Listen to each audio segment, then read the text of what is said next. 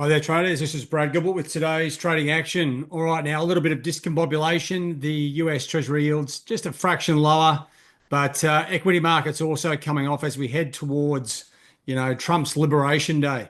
The behavior on the major currency pairs in the Asian session, very unusual. You got sort of euro sterling going up, Aussie Kiwi down, some of the dollar pairs down. It's just a little bit out of tune, right? So safe havens got to be considered at this point. You can see here the yen and the Swiss both enjoying the sunshine at the moment as we head towards this sort of event. Now, let's just have a look what we've got here at the moment. Now, I've got a bit of a prototype of the prime time analysis. All FX instruments will be added to this table. And you can, these are current, right? So you've got momentum going down, Aussie Kiwi. It's giving us a bearish signal, and momentum at the moment is down short term and long term, right? So I'll explain more about this table as over the next 24 hours, but it is there to give us a bit of guidance around what's going on.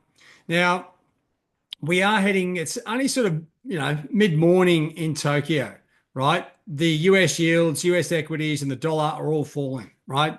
The yields and the dollar make sense. The equities, well, I guess that's the uncertainty around this geopolitical event, which is making things a little bit odd, right? The just updated the next event, Swiss inflation. It's probably not something I would usually cover, but the way things are in balance, the Swissy can come into play big time.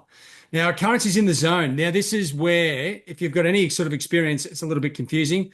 Like 9 times out of 10, Euro, Aussie, and Kiwi would move the same way. But at the moment, Euro is holding up, right? And then you've got the Kiwi and Aussie going down. Now, the fact is, the Aussie and Kiwi are directly impacted by the tariffs put on China. They are going down.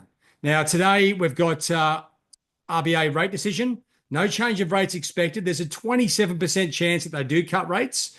If they do, Aussie dollar falls away dramatically, right? Because it needs to be factored in. And then after that, you've got the US ISM manufacturing numbers. That's going to affect the Aussie, Kiwi, all the majors for that matter, and obviously dollar yen. Dollar yen is going down as well, right? So I was just like, you can't help but think there's some weird stuff going on when you don't get everything lining up like this. So just we expect it, right? We know this week is going to be full of a little bit of drama, especially around the the news events when Trump starts to come out and give us his spiel on different things.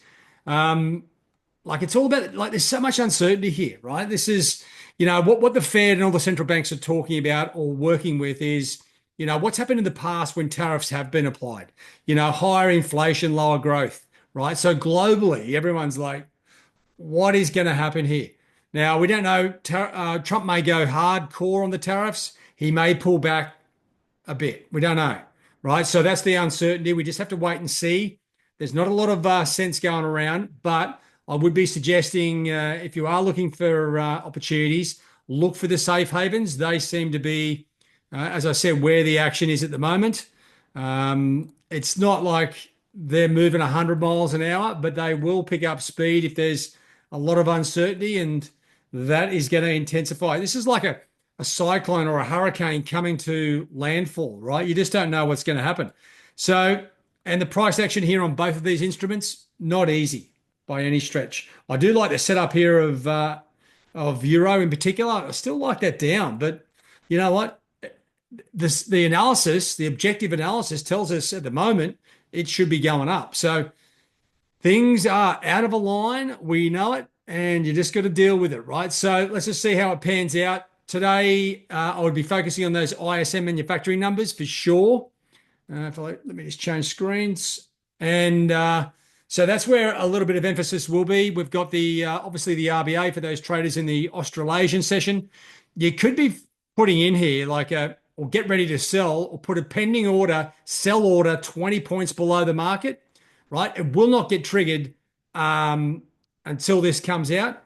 Don't forget there is a press conference afterwards, about an hour afterwards. So that's where we'll probably get the answers. Really, no change is the forecast, but you know what? If there's a slight chance, like when you get into around 25% or thereabouts, there's a chance, right? And there's so much uncertainty around the tariffs. Do they wait to hear what happens here and then do it next month? Probably makes a little bit of sense, but we'll see what happens. But outside of that, we've got fundamentals coming out across all time zones. So plenty to look at, plenty to sort of measure. It's we just need these tariffs out of the way. All right, guys, that's it for me. Have a good one. All the best. Cheerio.